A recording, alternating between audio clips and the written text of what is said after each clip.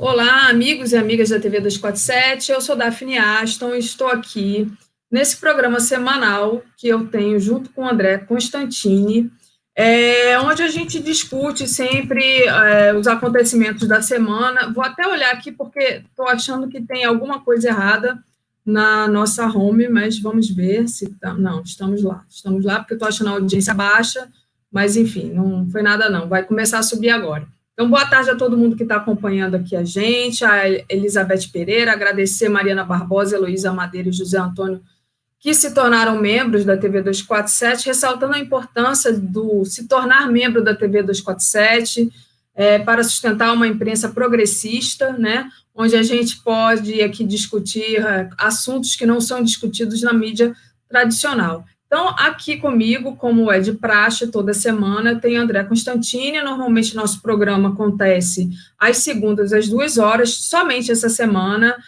nós mudamos para terça, por uma questão de horário mesmo da grade da TV 247, mas semana que vem estaremos de volta à segunda-feira, às 2 horas da tarde. Agradecer também ao Edson Lira, que também se tornou membro da TV 247. Então, André, hoje a gente, além de você aqui, daqui a pouco vai entrar a Fátima Monteiro, né, que é moradora da Baixada Fluminense, é militante ativista do MNU, né, no Movimento Negro Unificado, é líder comunitária, agente comunitária de saúde e pré-candidata a vereadora em Duque de Caxias, né, Duque de Caxias, para quem não sabe, é Baixada Fluminense, né, coladinho ali no Rio, na capital. Então, muito importante a presença da Fátima aqui. Ela deu uma caída porque está caindo um dilúvio no Rio de Janeiro a esse momento. A Fátima entrou mais cedo aqui, a gente não está nem conseguindo escutar direito o que ela estava falando de tanta chuva que estava caindo. Eu queria lembrar o pessoal que, olha, o Iaras e Pagus está aqui com a gente. Iaras e Pagus é um canal comunitário. Aliás, aproveito para deixar o convite para a Fátima Monteiro e também do Iaras e Pagus.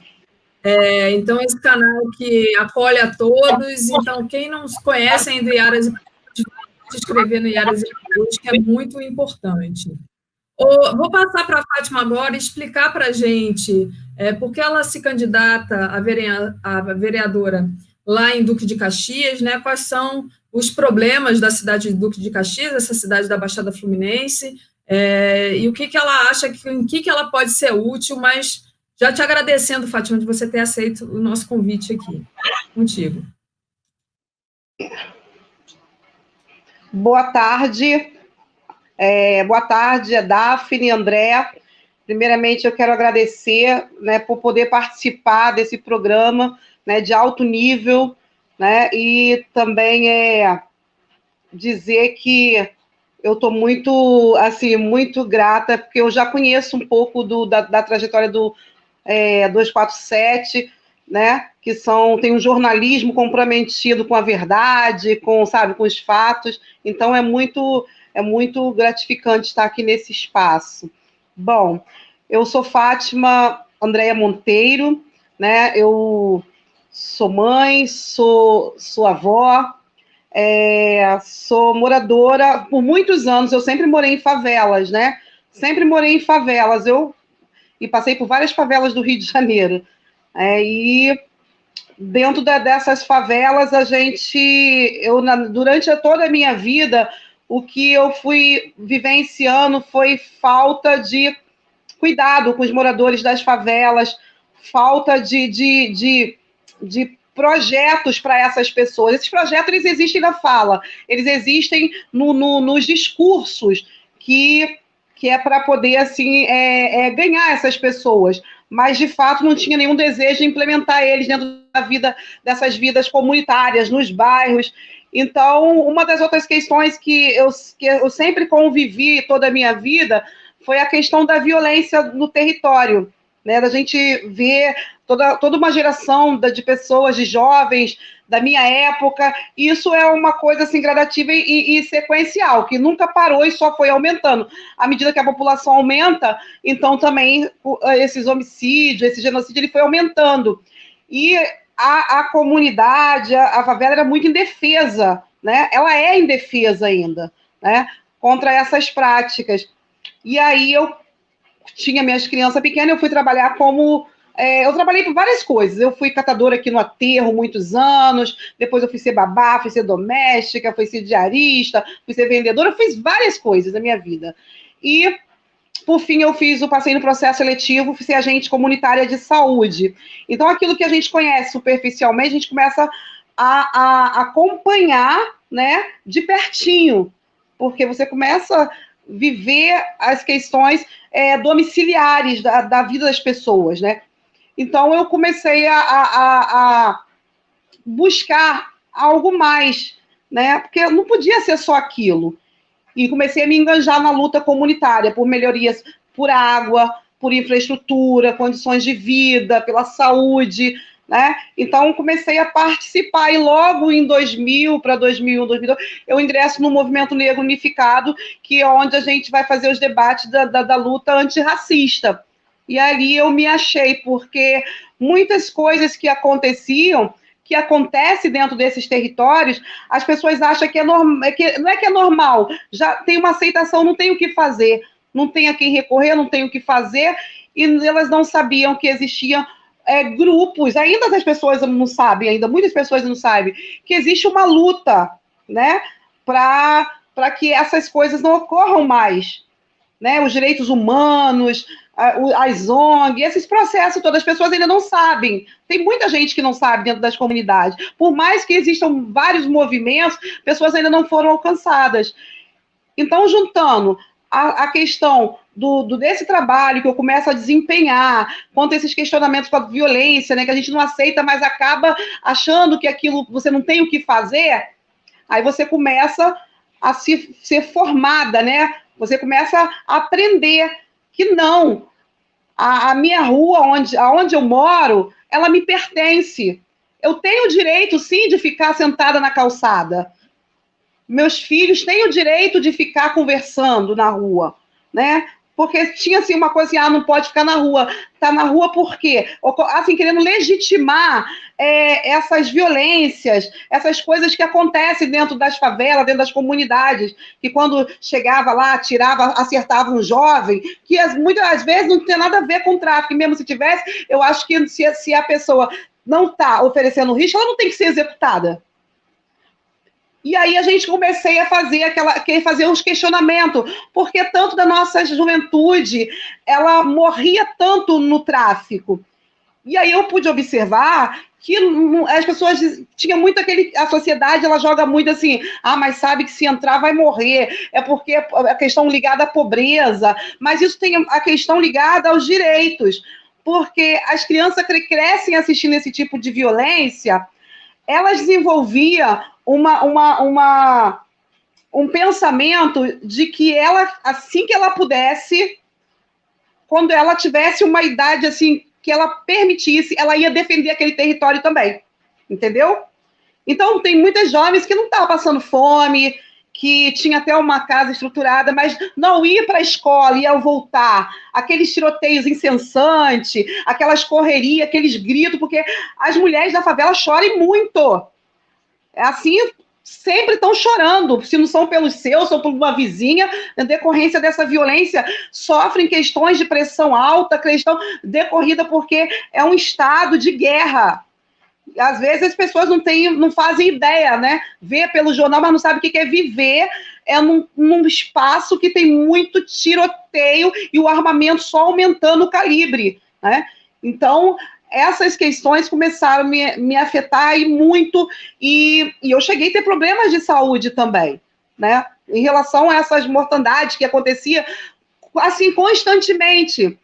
E Jardim Gramacho, aqui onde eu moro, é um desses espaços. Na rua que eu morava, era a rua que é onde era mais perigosa, né? Eu moro no bairro ainda, mas eu agora moro aqui num outro local do bairro. Então, eu tinha uma criança, tenho uma neta que é portadora de necessidades especiais, e ela tinha umas crises com esse tipo, não tinha hora, e não tinha justificativa aquilo. E a gente vai para os espaços fazer essas discussões, né? Porque você começa a querer trazer para a comunidade essas discussões, né? Essas discussões precisam vir para a comunidade. Como é que pode uma viatura parar 5 jovens, bater, fazer e acontecer, E alguém diz assim, não, mas assim, bateu foi porque alguma coisa eles fizeram, sabe? Não pode. Isso como é que se diz? Isso é uma forma de legitimar essas ações. Uhum.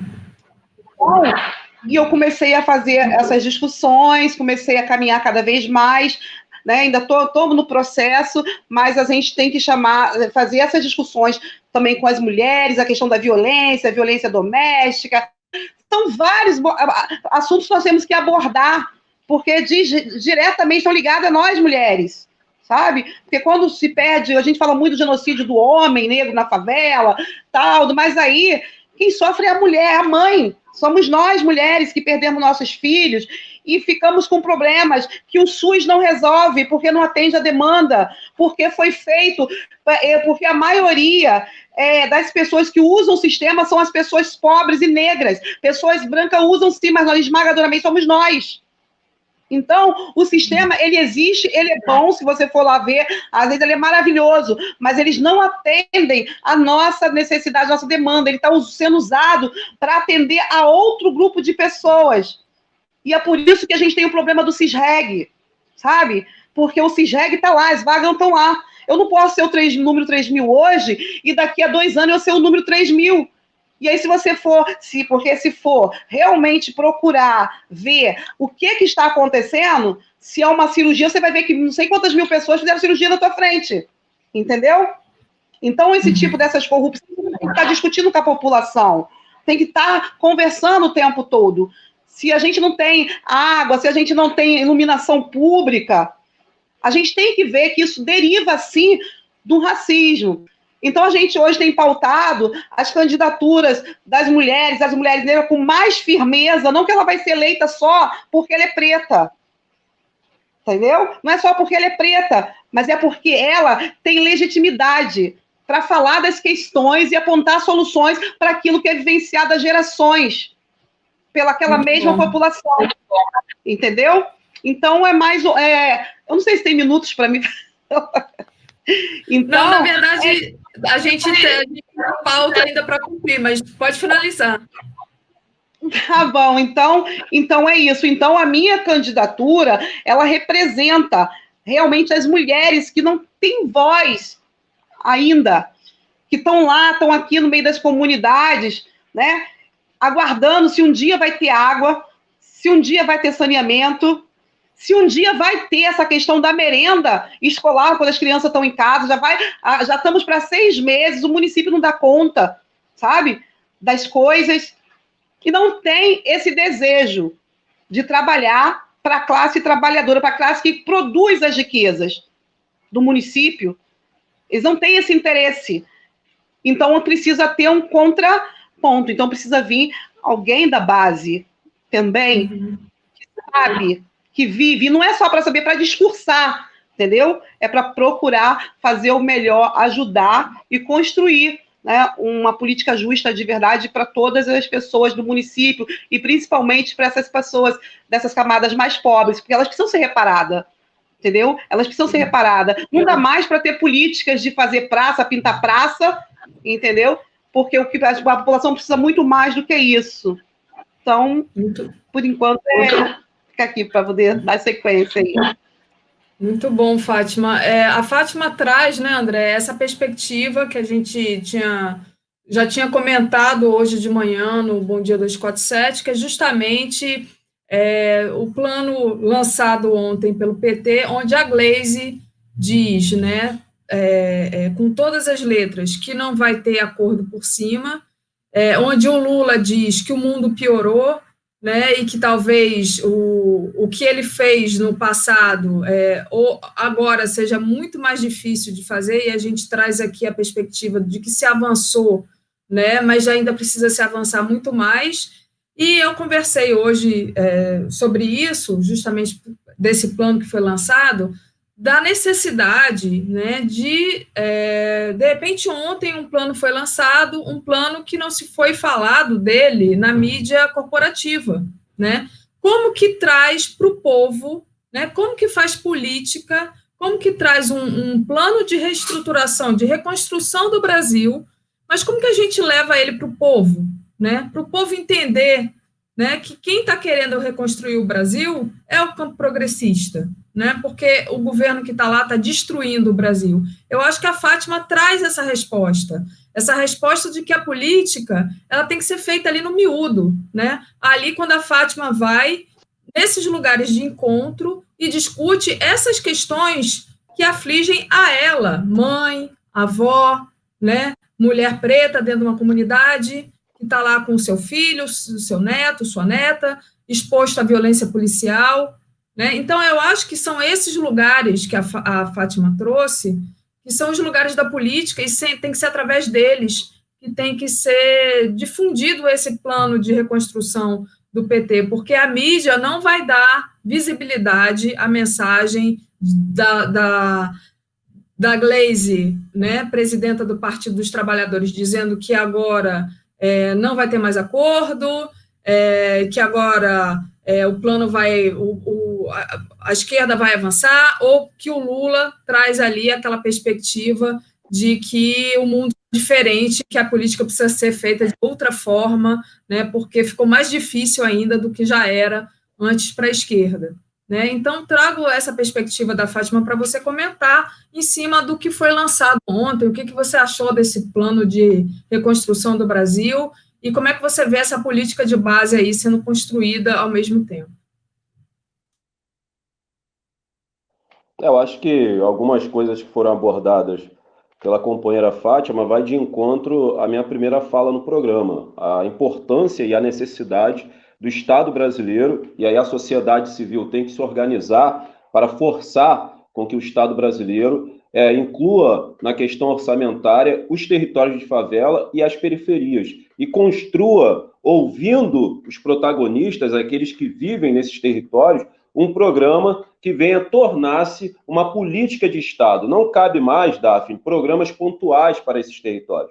Não cabe mais uma política de governo para esses territórios. Porque política de governo não tem continuidade. Haja visto o que aconteceu aqui no estado do Rio de Janeiro, onde se idealizou no governo Brizola o melhor projeto educacional que já existiu no estado do Rio de Janeiro, que são os Brizolões. Hoje eles encontram-se abandonados, porque remete à memória do Brizola. Então, o político que assumiu depois do Brizola, ele faz de tudo para apagar da memória da população o projeto dos Brizolões. Então, o que nós precisamos e necessitamos é uma política de Estado permanente e pensada a médio e longo prazo e ouvindo os moradores que vivem nesses territórios, tanto nos territórios de favela como nos bairros periféricos. Isso é para ontem, isso é fundamental e essa é uma das principais lutas do Movimento Nacional das Favelas e Periferias, construir esse programa, apresentá-lo ao Congresso Nacional, para que esse programa torne-se uma política de Estado e as favelas e periferias sejam incluídas no orçamento da União, dos municípios e dos estados. Isso é fundamental, que todos nós do campo da esquerda progressista venham acampar junto conosco nessa luta.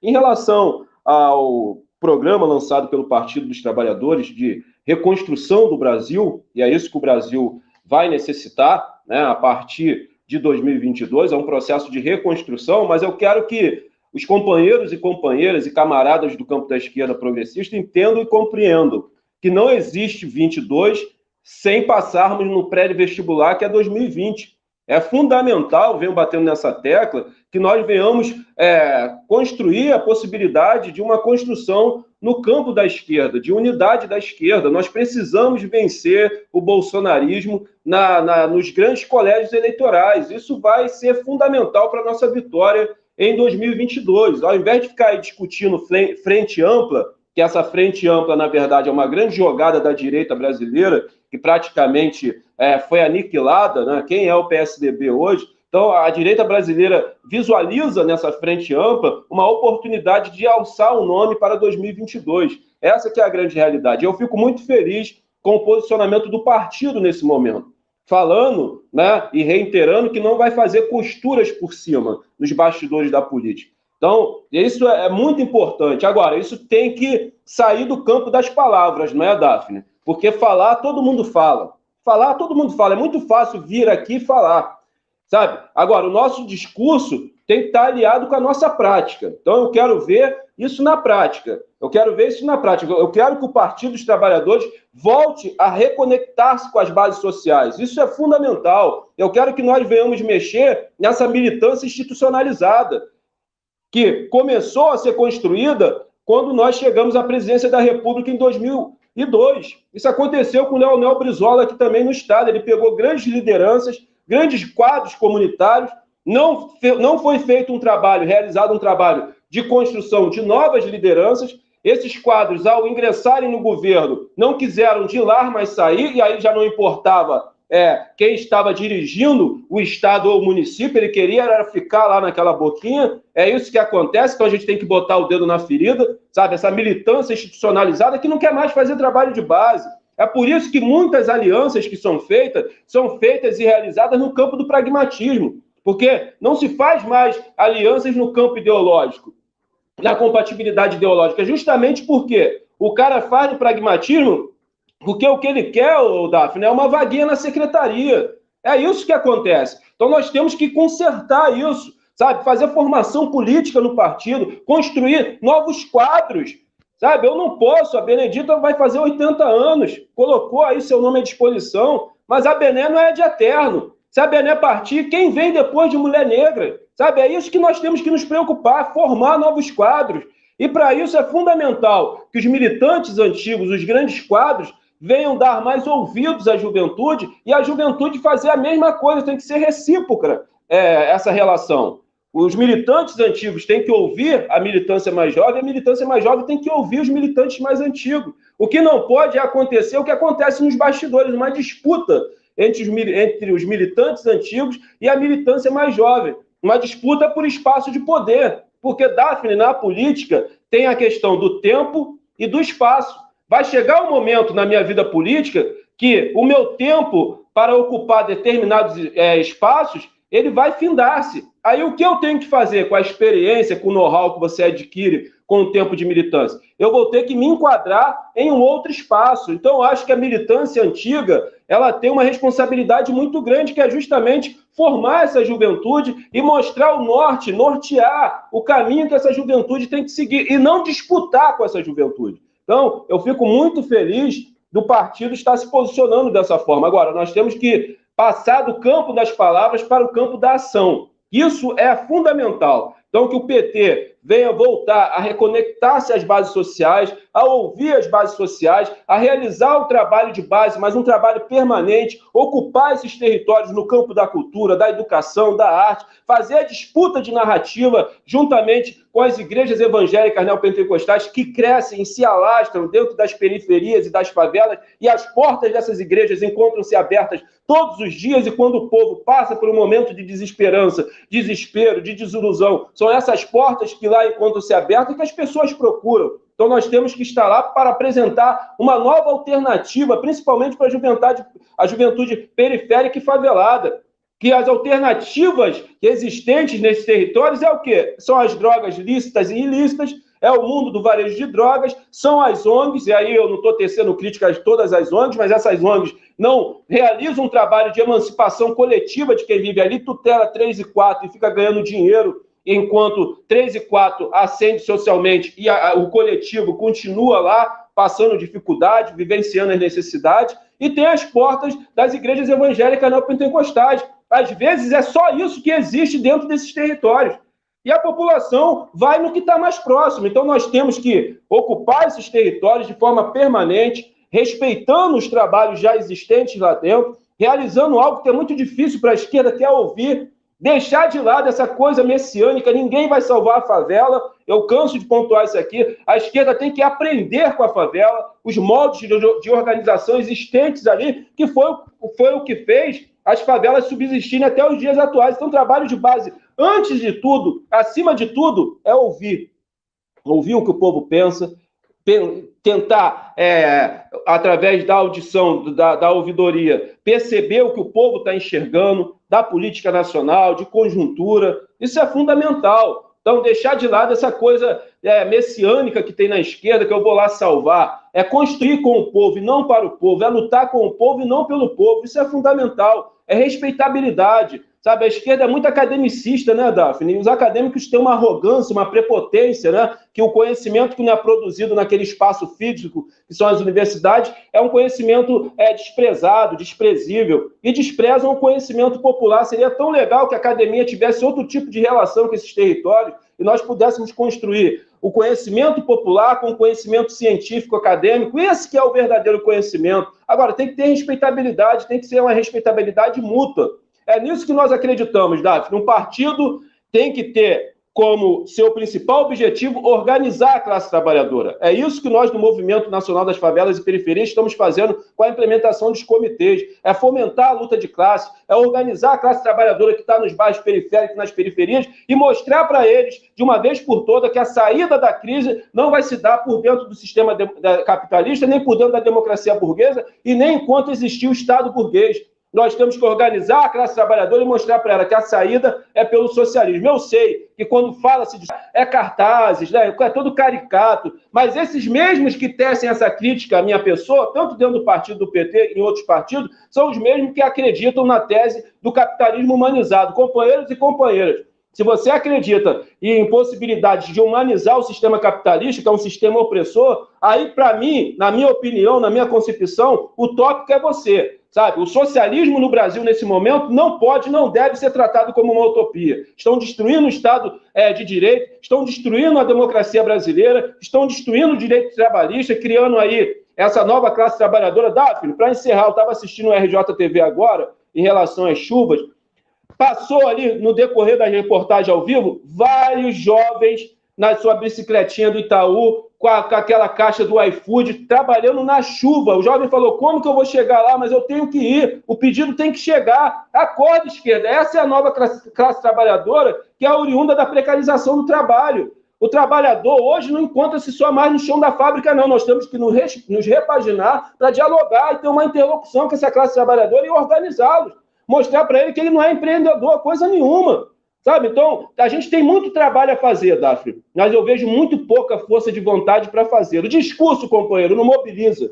O discurso não organiza. Organiza trabalho, é a prática. É isso que nós temos que fazer. Com muito empenho e muita força, organizar a classe trabalhadora, destruir o sistema do racismo no Brasil e destruir o sistema capitalista, porque um nutre o outro. Parafraseando Malcolm X, não existe capitalismo sem racismo. É isso que eu estou convocando a esquerda brasileira e convocando também o meu partido. Então, para a gente reconstruir o Brasil através do programa do PT, 2020 é o nosso pré-vestibular e nós temos que passar. E outra, Daphne, não existe reconstrução sem Luiz Inácio Lula da Silva. Não existe. Nós não venceremos o Bolsonaro com nenhum outro nome. As pesquisas estão mostrando. Por isso a rede golpista de televisão invisibiliza o Lula. Coloca o Lula escondido, porque ela sabe disso. Ela está procurando um nome do campo da direita para que a direita venha de novo tomar o poder no Brasil. Então, pessoal, luta central agora. STF anula.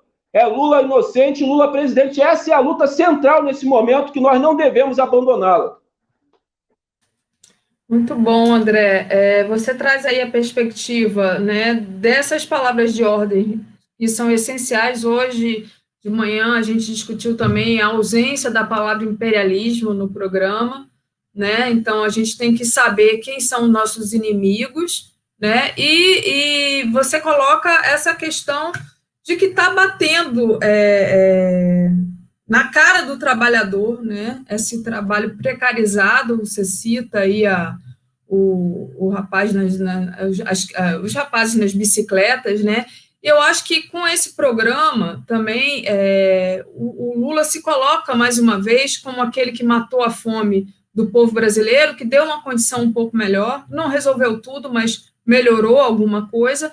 E aí a gente vê o Bolsonaro, que é o discurso da mentira, né? Que é o discurso de eu trouxe $1.000 para o povo brasileiro. Não é verdade, né? A gente sabe que ele não queria dar nem 200. Né? É o discurso da fome, porque a economia vai piorar muito, o desemprego vai aumentar muito, né? E aí o brasileiro vai ter que descobrir qual é o Brasil que ele quer para si. Se ele quer o Brasil do Lula, que foi o homem que matou a fome do brasileiro, ou do Bolsonaro, que é o discurso da mentira, o discurso dos R$200, que se transformou em 600, mas agora vai ser retirado de novo, e que não vai dar o jeito na economia, que, afinal de contas, ele disse que se salvasse a economia, tinha que salvar a economia, que esse negócio de ficar em casa era um absurdo, né? Pois é, agora a gente já está aí com não sei quantos mil mortos, mais de 136 mil mortos, a economia vai muito mal, e nada foi realizado, é Pantanal queimando, devastação na Amazônia, e o discurso da mentira. Então, qual é o discurso que você quer? O discurso que defende a classe trabalhadora ou o discurso da mentira? É o presidente que mata a fome do povo ou é o presidente que deixa o desemprego avançar de forma assustadora, né?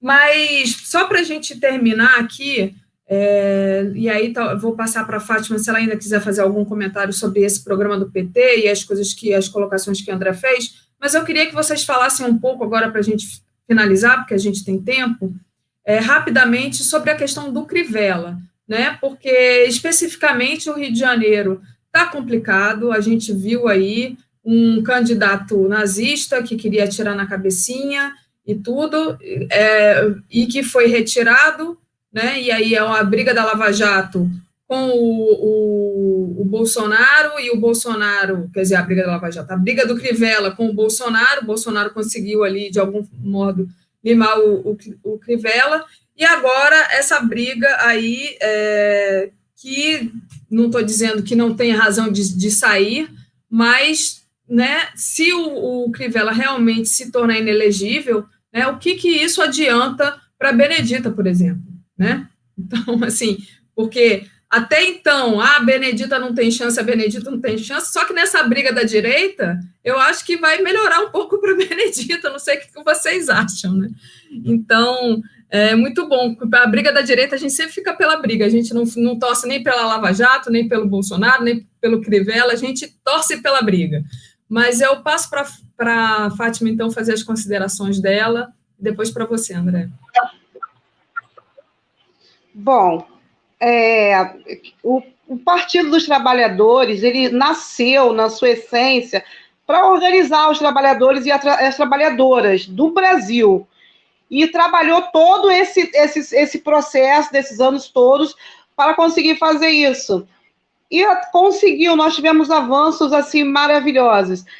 Mas o que a gente, para reconstruir o Brasil, a gente tem que chamar as pessoas à reflexão do que como estava antes e como está agora, com todos esses ataques que nós estamos sofrendo, todos, em todas as áreas, e são ataques que vão assim de encontro à população mais carente, que vive de forma mais precarizada.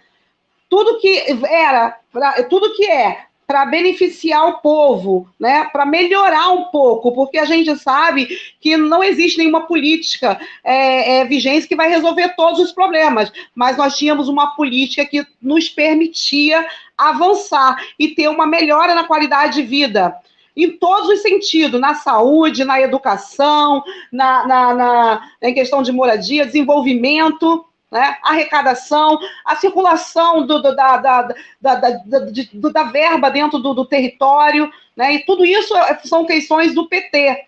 Né? E quando se começa atacando, primeiramente, a questão da educação com as cotas, né? Porque quando você ataca as cotas, você quer cortar a possibilidade, né, dessas pessoas que têm uma condição financeira menor, mas isso não quer dizer que, por ela estar com as cotas, como eles tentam dizer, que as pessoas vão entrar pela cota porque não tem capacidade, porque a direita ela faz tudo para poder impedir o povo de crescer, desenvolver e, assim, desenvolver suas potencialidades com plenitude. Então, o PT, uma das coisas que o PT precisa fazer realmente para reconstruir a reconstrução do país é trazer, né, à memória todas as coisas boas que já foram feitas e que deram certo. Por exemplo, o meu filho, ele fez o ProUni, né? Ele sempre foi estudioso, mas as oportunidades eram ruins. Mesmo que se ele trabalhasse para pagar e nós juntar, seria difícil. E ele conseguiu concluir a faculdade dele, fez um concurso e passou no concurso. A situação dele muda a estrutura, entendeu? Ele muda porque ele começa a consumir determinadas coisas, ele começa a pagar determinado serviço, e o dinheiro gira e melhora. Cada pessoa que se forma, cada pessoa que consegue um emprego numa condição melhor, se ele casar, as condições serão outras, sociais, econômicas, sabe? Tudo muda. O acesso aos bens também muda, melhora. Então, no governo PT, nós tínhamos uma questão da construção civil que cresceu bastante. Quanta gente morava em barraco, hoje mora numa casinha ou de meia água, ou 2 águas, mas é de alvenaria. Quantas pessoas hoje tiveram acesso a cursos? Jovens. Quantas mulheres são beneficiadas com Minha Casa e Minha Vida? Então, são projetos que, para quem? Quantas pessoas conseguiram fazer mais refeições? Porque quem faz, toma café, almoça e janta e pode comer alguma coisa fora, ela não sabe o que é tomar um café com farinha e não saber o que vai comer, se vai comer naquele dia. Entendeu? Ela não sabe o que é isso. Ela não sabe que é o que é poder abrir o primeiro negócio. E não é com muito dinheiro. Às vezes é pouco. O crédito que foi dado para as pessoas, microempreendedores. Então, o Brasil, ele cresceu, ele avançou. Só que é o seguinte, você não acha que quem sempre governou o Brasil ia ficar na dele? E eles fizeram essa retomada com o golpe lá da Dilma, e de lá para cá eles vêm nos golpeando, vêm golpeando a sociedade cada vez mais.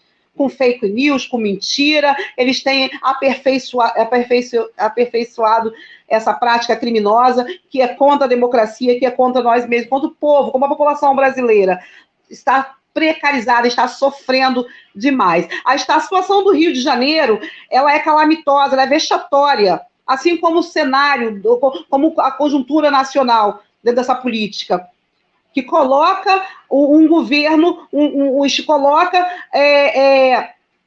coloca o Estado à disposição de uma religião e rouba da população os direitos. Porque quando você coloca com fins eleitoreiros, com fins políticos, uma religião comandando, porque na realidade é isso que está acontecendo.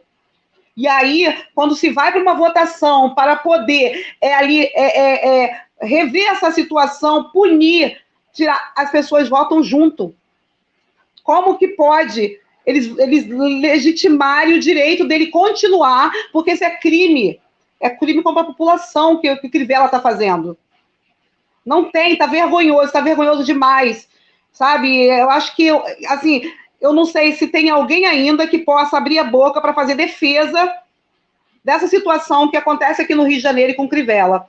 Se fosse um Estado sério, ele já teria até preso. Se fosse um Estado sério, ele seria banido sumariamente. Foi ontem, né? Foi ontem mesmo, ele teria sido banido.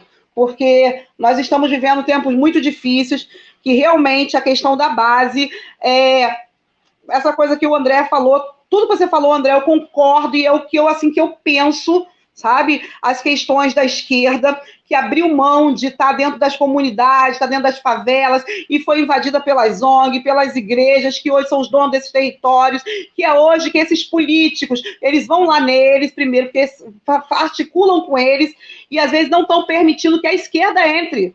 Ainda tem isso, tá? Porque tem locais que só determinada fulano de igreja tal que vai fazer política lá, que vai entrar naquele lugar, entendeu? Então é isso. O Rio de Janeiro está uma vergonha, o Brasil está uma vergonha, e a gente precisa se posicionar. Então, candidaturas de mulheres, da esquerda, né, do campo é necessária. A gente não pode ficar dentro de casa, dentro dos seus espaços de conforto, vendo o que está acontecendo com o Brasil, o que está acontecendo com o município de Duque de Caxias, o que está acontecendo no Rio de Janeiro. E não dá para ter medo. Marielle, ela foi morta, sabe por quê? Porque ela ousou a botar o dedo na cara e dizer o que estava acontecendo.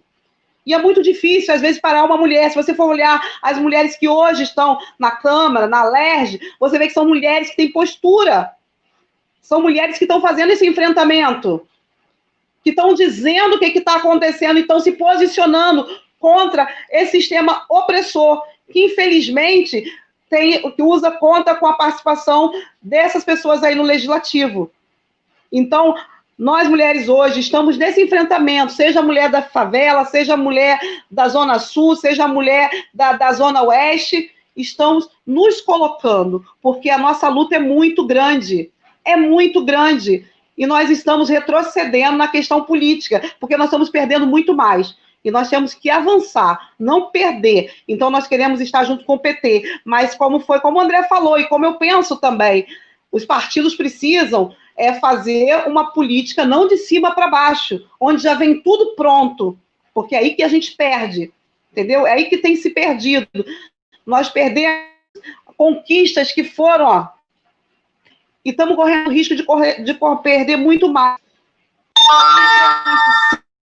E candidaturas de mulheres negras, dos partidos de esquerda se unam e partir para o nosso inimigo, que é o nosso opressor, que querem nos ver na situação que nós tínhamos antigamente, alguns anos atrás, com o preço das alimentações lá no alto, onde a gente já perdeu a condição de adquirir alguns alimentos. Estamos voltando para a questão básica do básico, porque teve um tempo no governo do PT que a gente podia ficar comendo, comprando coisas estrangeiras, os produtos que vinham de fora. A gente podia estar viajando direto para ir para quero viajar meu parente lá em Natal. Vai comprar passagem hoje para você ver. Não tem como. Então está muito difícil, a situação ficou cara. A condição de vida no Brasil, ela encareceu de uma tal forma que hoje nós já voltamos para o mapa da pobreza. Doenças que já tinham sido erradicadas estão voltando pela questão da falta das políticas de comprometimento com algumas vacinas. Então, são todas questões que a gente tem que ir analisando, precisa analisar e ver que nós realmente precisamos estar nesse fronte, lutando contra aqueles que querem nos derrubar para poder manter o seu privilégio, o seu poder. Entendeu? Então, é isso. Eu concordo maravilhosamente com o André nesse sentido, porque essa é o que nós precisamos fazer. É focar, voltar, estarmos nesses espaços, olhar cara a cara, porque o povo precisa de se identificar, ter uma identidade, precisa ter referência, porque não adianta você fazer política de igual para igual, para os seus pares, porque todo mundo está careca de conhecer o discurso. E quando você vai para essa população que não conhece o que se tem de luta, eles ficam maravilhados e você pode muito bem se enganjar. E a gente nos fortalecer e sair desse processo, que não é fácil. Esse processo fácil não é fácil, mas ele também não é impossível de vencer.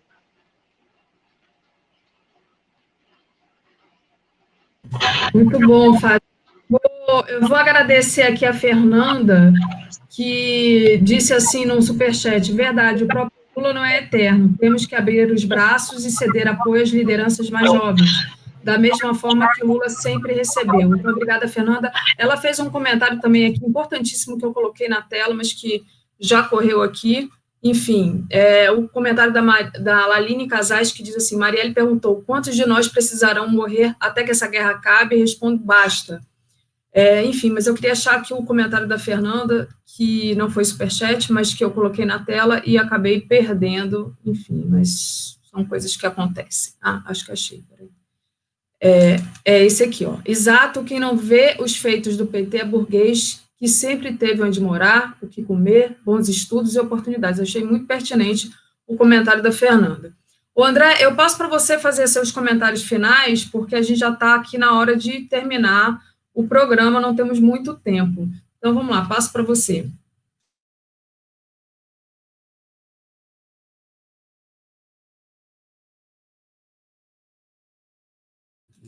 André, seu microfone está fechado. Volta, rebobina. Rebobina é coisa de velho, né? Aqui. Vou rebobinar. Volta. Então, eu queria agradecer a presença da Fátima aqui, desejar a ela toda a sorte do mundo no pleito eleitoral. Espero que aqueles que vivem no município de Duque de Caxias, principalmente os que vivem nas periferias e nos territórios de favela, os negros e negras, lhe deem essa oportunidade, porque, como eu sempre gosto de pontuar aqui, só faz sentido aquilo que se sente. E Fátima vai ter as condições, por ter passado por todas as dificuldades que você, que vive na favela, no bairro periférico, passa ainda, ela vai ter as condições necessárias, de uma vez entrando na Câmara de Vereadores, de legislar para o coletivo que vive dentro desses territórios. Bem, Daphne, a verdade é que o Bolsonaro ele está atrasando o relógio do progresso no Brasil. Eu sempre faço essa pontuação. Tudo aquilo que o Brasil progrediu nos 13 anos do governo Lula e Dilma sofreu um regresso, assim, parece que a gente voltou ao século passado, né? Então, nós temos que retomar o poder para acelerar o relógio do progresso de volta aqui no Brasil. E falando dessa questão da candidatura das mulheres negras, a responsabilidade da Fátima aqui hoje, né? Como eu pontuei, silenciaram a Marielle com 4 tiros na cabeça, mas hoje a Fátima aqui é a continuidade da voz da Marielle. Na verdade, eles pensaram que silenciaram a Marielle. Hoje a Fátima está aqui disputando o pleito eleitoral, são as sementes da Marielle, né? São as sementes que ela deixou plantada no chão. Então, acho que nós temos que ter responsabilidade com a companheira Marielle e com a nossa ancestralidade, não é, Fátima? Aqueles que pavimentaram o terreno para que hoje nós estivéssemos pisando nesse solo firme, aqueles que tiveram a coragem e a audácia de ousar e doar suas vidas. Eu tenho muita respeitabilidade com as pessoas que têm essa coragem e essa ousadia, porque é a mesma que eu tenho. Porque o sistema me tirou tantas coisas, a dignidade, a cidadania, que tirou também, junto com isso, o medo. E não existe nada mais perigoso para um sistema do que um homem sem nada a perder e sem medo. Assim sou eu. Por isso que eu não tenho medo mais de nada. Eu tenho um filho pequeno, eu sei se eu tombar, minha companheira vai criar, eu não tenho medo, porque eu não suporto mais o Estado brasileiro tratar nós, negros e negras, como números. Números para engrossar as estatísticas do genocídio do povo negro. Número para engrossar as estatísticas dos encarcerados no Brasil. Chega! Nós existimos e resistimos. Pela nossa ancestralidade e pelas futuras gerações de negros e negras. Temos que ter ousadia para romper as barreiras que o capitalismo colocou para o povo negro no Brasil. Temos que ter ousadia de organizar a classe trabalhadora e construir o socialismo no Brasil. Temos que ter ousadia para falar de socialismo, para falar de projeto de nação. Temos que ter ousadia para fazer uma luta anticapitalista e antiimperialista. Sabe? Chega de arrumar nomes bonitinhos para não enfrentar a realidade. Chega dessa esquerda liberal reformista, chega dessa esquerda pequena burguesa, chega dessa esquerda liberal que não quer transformar esse país, mas está preocupada na manutenção dos seus poucos privilégios que vocês perderão. Vocês perderão, essa que é a grande realidade. Então eu fico muito feliz com o posicionamento do nosso partido e não tenham dúvidas. Eu sempre falo isso, Daphne. O povo brasileiro está descrente, está desesperançado. Nós temos que abrir uma janela de esperança no meio do desespero do povo. E essa janela tem nome, se chama Luiz Inácio Lula da Silva. É uma luta imensa e uma das lutas centrais agora é para que o STF anule os processos dessa organização criminosa que é a Lava Jato, que foi criada e idealizada nos Estados Unidos para destruir as instituições democráticas e colocar as suas garras imundas nas nossas riquezas e recursos naturais. Precisamos falar da defesa da soberania nacional. Sem soberania nacional não tem cultura, não tem educação, não tem nada, pessoal. Então a gente tem que parar de se distrair, sabe, com essas cortinas de fumaça e focar nas lutas centrais para salvar o Brasil. Essa é uma responsabilidade minha e sua, companheiro e companheira que me assiste nesse momento. Nós temos que assumi-la, assumir essa responsabilidade. Como eu falei no Bom Dia 247, com o povo brasileiro. Isso transcende a questão da sigla partidária. Nós temos que ter responsabilidade com esse povo que está morrendo, que está sofrendo, que está com fome, que está trabalhando num trabalho precarizado, que está morrendo dentro das favelas. Essa tem que ser a nossa responsabilidade. Acima da sigla partidária do nosso campo ideológico com o povo brasileiro, o qual nós amamos. Então, eu estou fechado com Lula em 2022, estou fechado com o Partido dos Trabalhadores, porque a sociedade brasileira, quem cuida de você é o PT. Tá aqui a companheira Fátima fez um resgate do que foram os 13 anos do governo Lula e Dilma. É claro que a mídia trabalhou para fazer uma lavagem cerebral na cabeça das pessoas e apagaram da memória dele o quanto ele era feliz nos governos Lula e Dilma. Então nós temos que voltar para a base e fazer essa diferenciação entre o que é o Brasil hoje e o que era o Brasil nos tempos do governo Lula e Dilma. Essa tem que ser a nossa responsabilidade. E é isso que eu acredito, Daphne. Eu acredito sim no socialismo. O socialismo tem que parar de ser tratado dentro da esquerda como uma utopia, mas ele tem que ser uma realidade de transformação da sociedade brasileira. Então vamos juntos, companheiro. Vamos unir a classe trabalhadora. É possível. Vamos disputar os policiais. Vamos disputar os neopentecostais. É burrice deixá-los na mão da... Então a gente vai deixar a polícia na mão da extrema-direita? A gente vai deixar os neopentecostais na mão da... Não, a gente tem que disputá-los. Tem que disputar mente e coração, disputar todos os espaços. O momento agora é disputa de narrativas, de mentes e corações, não somente do processo eleitoral. Então eu queria agradecer a todos que ficaram conosco até agora. Eu não tenho dúvida da nossa vitória, Davi. Eu não tenho dúvida. Eu tenho plena convicção e plena certeza. E cada dia mais, essa chama toma conta do meu corpo e me impulsiona a lutar. E é essa a minha função aqui na TV 247, é passar isso para os companheiros e companheiras e para aqueles que nos assistem. O Brasil tem jeito. O Brasil tem jeito. Nós vamos dar jeito nesse país como demos nos 13 anos que governamos. 2022 é Lula presidente, não tenho dúvida disso. Muito bom, André. Queria agradecer. Vou passar para a Fátima só se despedir rapidamente, que o nosso tempo está estouradíssimo, mas agradecer a Ana Pimentel, que se tornou membro. Fátima, 2 palavrinhas aí para a gente poder fechar a transmissão, você se despedir da gente, e já te agradecendo. Tá bom, obrigada a todas. E vamos ser vitoriosos em 2020. Quero mandar um abraço para o Aloysio Júnior, também pré-candidato pelo PT aqui em Caxias, tá bom? Marcos, e dizer que nós estamos firmes, nós não vamos retroceder. E Lula, Benedita, Fátima Monteiro aqui em Caxias, nós estamos preparados para enfrentar, para o enfrentamento mesmo. Não temos medos, porque nós somos resistência. Muito tempo nós sempre fomos resistência. Passamos por muitas coisas e com certeza vamos ser vitoriosos sim. Um abraço, André, muito obrigado. Um abraço, Daphne. Obrigado às pessoas que estão assistindo, né? Eu não respondi porque senão eu saio. Mas um abraço, muito obrigada a todas as pessoas que participaram dessa live. Legal. Olha, gente, muito obrigada, Fátima. Quem quiser, acabou que o André não conseguiu me passar aí a vaquinha que eles estão fazendo do Movimento Nacional Favelas, então quem quiser procura lá o André no Facebook, que ele vai passar o link, não deu tempo, e lembrando que amanhã o André está comigo no Bom Dia 247, e agradecer a todo mundo que acompanhou a gente aqui. Tchau, valeu!